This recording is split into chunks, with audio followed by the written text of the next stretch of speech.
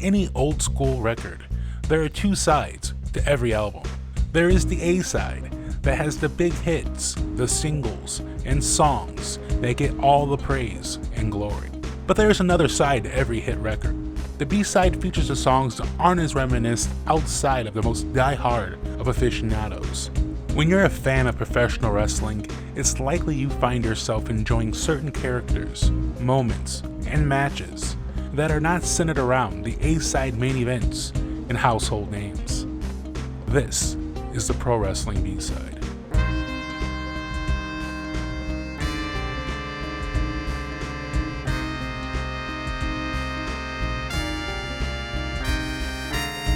Sputnik Monroe, the original Black Lives Matter brawler. With the scars of slavery still fresh, America was far away from abolishing discrimination in the late 1800s. Heinous acts of racism were still commonplace in the country.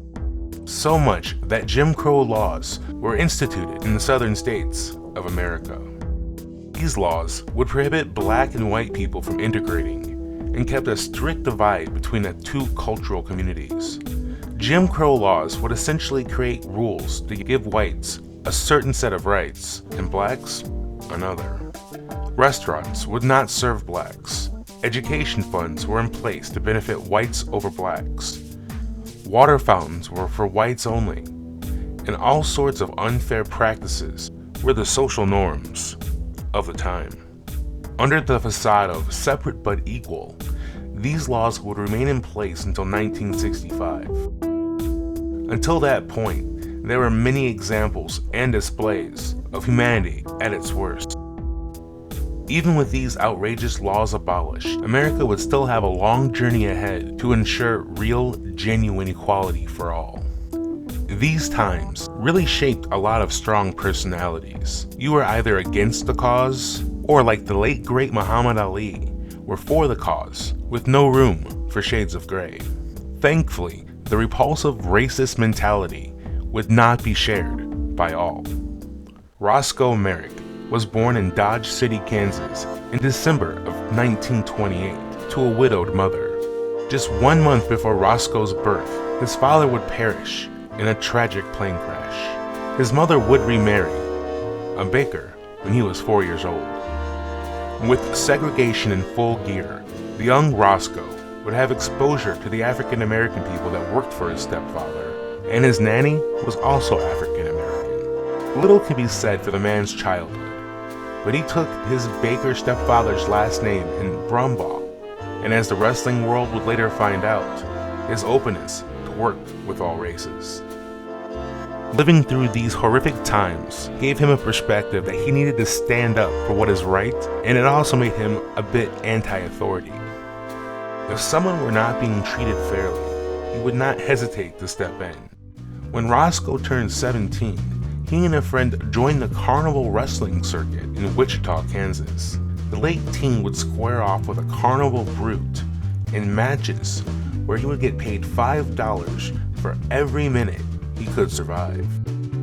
The unique experience of being part of the early days of professional wrestling's traveling sideshows would include fights with shovels, ropes, axe handles, and other specialty matches to draw in the local crowds.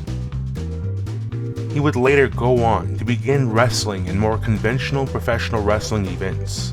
In the Midwest, he would use gimmicks like Pretty Boy Rogue and then Rocky Monroe. Professional wrestling had mostly featured white wrestlers for most of its early days, but its silliness and athletic dramatics is enjoyable by people of all races. Like other performers from the territory days, Roscoe would take his talents to various regional territories. In a match during a stint in the South, he would take a wooden chair shot to the head. The story goes that once the splinters were removed, a patch of hair grew back white. This skunk-like hairstyle would not be the only thing Roscoe Brumbaugh would gain from the South. Rocky Monroe would have a rather successful run in the South as a mean and vile heel. As a heel, it's the performer's job to antagonize the crowd. And a man who came up entertaining the wild crowds of a carnival knew just what buttons to press. In his early days in the Southern Territory, Monroe had a well-loved good guy in a submission move, and threatened to break his arm. Any fan of wrestling would think, okay, so what? That's what a heel is supposed to do. But the difference here is quite a surprise. Monroe tormented the crowd to the point that a local sheriff would have to threaten to shoot him unless he broke the hold. In this situation, the local law won the dispute because he was never going to break the arm to begin with. But Monroe would win the collective hatred of the audience in attendance. The man would even wrestle a 400-pound bear named Brownie. He had no limits on creating a memorable scene. The foul-mouthed, hard-drinking, and cigar-smoking Rocky Monroe would need his rest between bouts. On the way to a show in one of the more racially divided states, Monroe would pick up a black hitchhiker. Not only was he open to giving his fellow traveler a ride, he gave him some cash to drive him to the event so he could rest. During the match that night, while riling up the crowd, Rocky Monroe got a different kind of negative reaction. Seen with his new friend and traveling partner, a racist old woman had enough. She got in his face and screamed at him that he was a Sputnik. A few months prior, Russia had launched their Sputnik satellite, and the Cold War was boiling at full heat. This would be an insult to any warm-blooded American, but not Rocky Monroe. With his arm around his black friend and a kiss on the cheek, he would now proudly call himself Sputnik Monroe. Sputnik Monroe had a simple philosophy: win if you can, lose if you must. Always cheat, and if you have to leave the ring, leave tearing it down. With the only colors that really mattered to the charismatic barrel-chested villain was the gold of the championship belts and the green of the money that lined his pockets. Unlike many at this time, Monroe did not care what color the people in the crowd were as long as the seats were full. To achieve this goal, the wrestling promotion, performers, and anyone and everyone involved have to get out there and promote. Sputnik Monroe was an overachiever in the promotions department, to say the least. Wrestling draws were down, and if fans wanted to see the show, it would only be logical to open up the gates to all races. But sadly, that was not the situation at the Ellis Auditorium in Memphis, Tennessee. During this time, blacks had to sit in the back of the arena, in the upper sections of the venue. Ignoring the social norms of the time, Sputnik would go into the segregated black communities to promote his matches and try to draw everyone he could into the venue.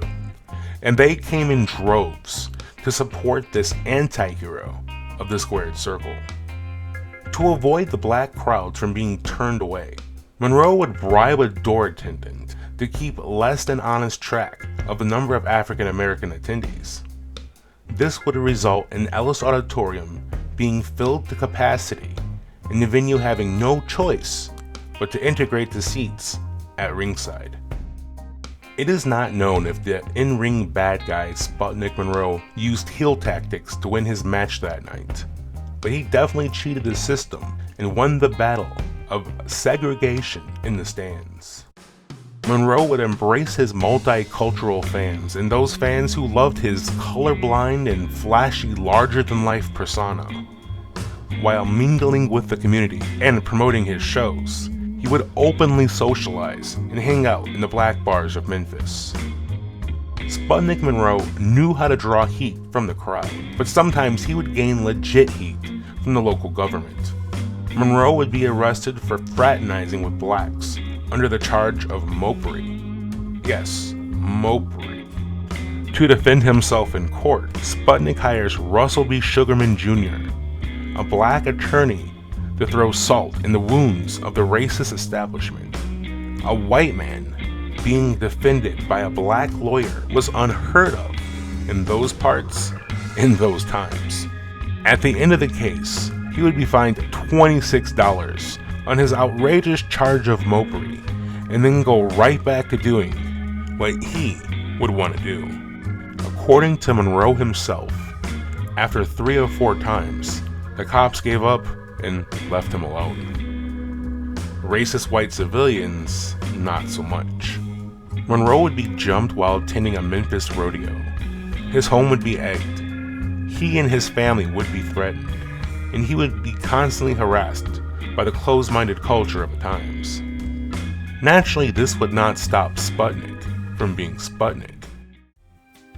Times would start to change for the better in terms of social acknowledgement of the horrors of discrimination. At the same rate, Memphis saw its ups and downs struggling to bring in the draws of the older events like Sputnik Monroe taking on Billy Vicks in front of 16,000 to 18,000 spectators, an attendance number that was higher than Elvis Presley 2 years before. When you're outdrawing Elvis, there's not much more you can do. Monroe left the territory, would go through a divorce, and took odd jobs to make ends meet while drinking away his days in sorrows. In many stories of professional wrestling careers, this would be where the story ends, but we're talking about Sputnik Monroe here. In 1971, the street hair swagger would return to Memphis, this time as a duo. Monroe would introduce a tag team partner named Norvell Austin. Austin was a black wrestler in his early 20s, and he must have had the same wooden chair splintering issue as Sputnik, as he also wore the white streak down the middle of his hair. Monroe knew exactly what he was doing. He knew that an interracial tag team was unheard of. While segregation was past them, the idea of a white man and a black man being a tag team pressed the buttons of the racist fans watching the show. He would utilize his quick-witted, trash-talking skills to antagonize the crowds with shouts of "Black is beautiful," while Austin would respond, "White is wonderful." Sputnik Monroe would ride this era out with success and slowly fade from the wrestling scene. He continued to make the occasional appearance and take on special attraction matches when it was called for. The Memphis scene was left in good hands as the likes of Jerry the King Lawler would rise, and his feud with Hollywood's Andy Kaufman would bring the territory a lot of notoriety. Monroe would eventually retire from the business at the age of 70 and would live out the rest of his days in Texas. Sputnik Monroe died in his sleep in 2006. But his impact on culture and professional wrestling has been made on various fronts.